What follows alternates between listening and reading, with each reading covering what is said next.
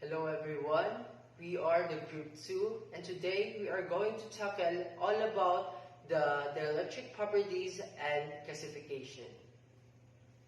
So, let's define first what is dielectric. Dielectric comes from the Greek word dia, that means passing through, and electric, which means electric field. The term dielectric was first proposed by the scientist, philosopher, and Anglican priest William Whewell. A dielectric is an electrical insulator that polarizes in response to an electric field. Unlike conductors, it doesn't allow electric charge flow due to the absence of free electrons. When exposed to an electric field, the charges within the dielectric shift slightly, causing polarization. This results in the displacement of positive charges toward the field and the negative charges in the opposite direction, creating an internal electric field that diminishes the overall field within the dielectric. In cases of weakly bonded molecules, the dielectric not only polarizes but also reorients the molecules to align with the field. Dielectric materials. Dielectric materials are substances or pure conductors of electricity, but when placed in an electric field, they become polarized by the field and store energy.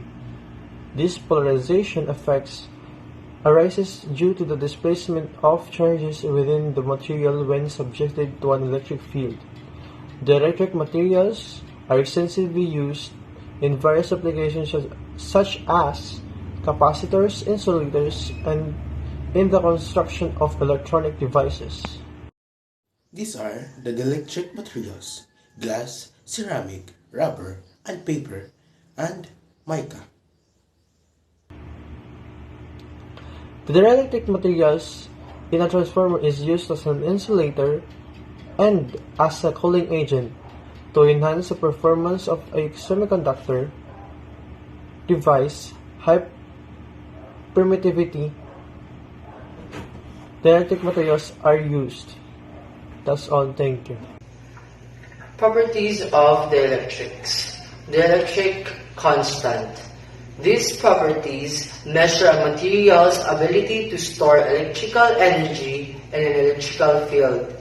Higher dielectric constant indicates better insulating properties. Second is dielectric strength.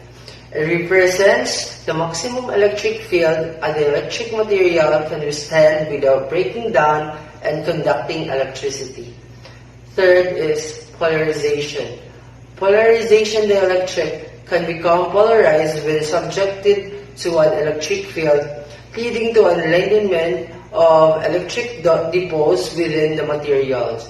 Last is loss tangent.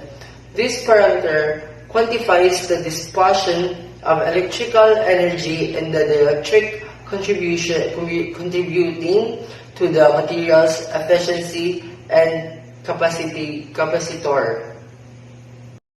Dielectric has two classifications. These are polar and non-polar dielectric.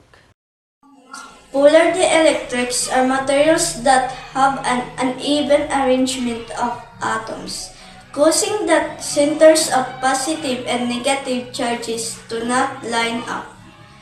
Even without an external electric field, this uneven arrangement leads to a permanent dipole moment in the material due to the separation of charges.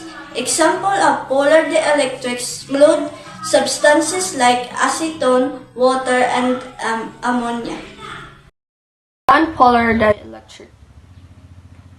Symmetric arrangement of atoms, which means centers of gravity of positive and negative charges coincide in absence of an external electric field.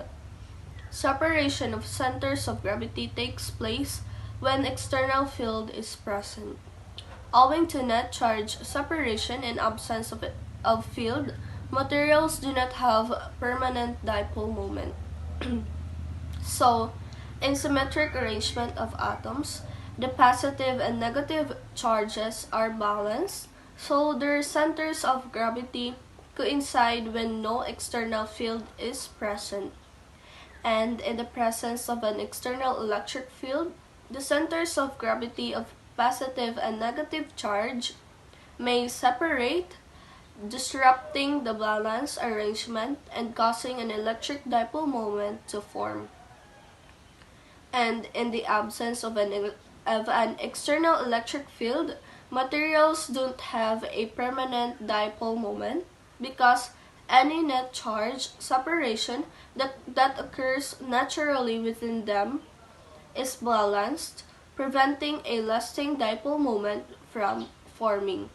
And in the last bullet is the example of non-polar dielectric, which is benzene and methane. So we have a question here. What are the difference between polar and non-polar dielectric? So the difference between polar and non-polar dielectric. Polar dielectrics have molecules with permanent dipole moments, meaning their charge distribution is uneven, resulting in a net electric dipole moment.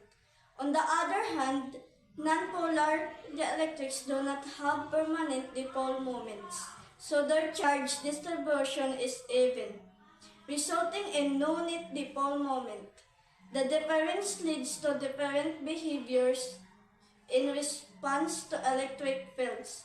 Polar dielectric align their dipole moments with the field, enhancing its effect, while nonpolar dielectrics develop dipole moment under the influence of the field but do not naturally align.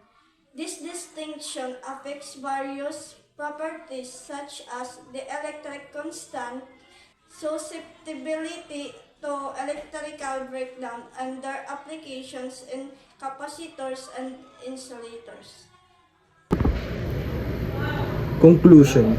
A dielectric is an electrical insulator that polarizes in response to an electric field.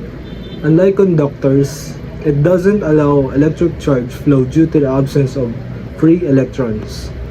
Dielectrics are crucial in various applications, particularly in electrical engineering and electronics.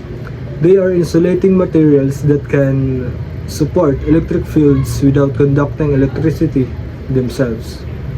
Dielectrics are essential in capacitors where they store electrical energy, and they are also used in insulating materials for cables, transformers, and electronic devices. Additionally, dielectrics play a significant role in reducing signal loss in transmission lines and improving the performance of integrated circuits. In summary, dielectrics are fundamental components in many electrical and electronic systems, contributing to their efficiency, safety, and functionality. That's all. Thank you.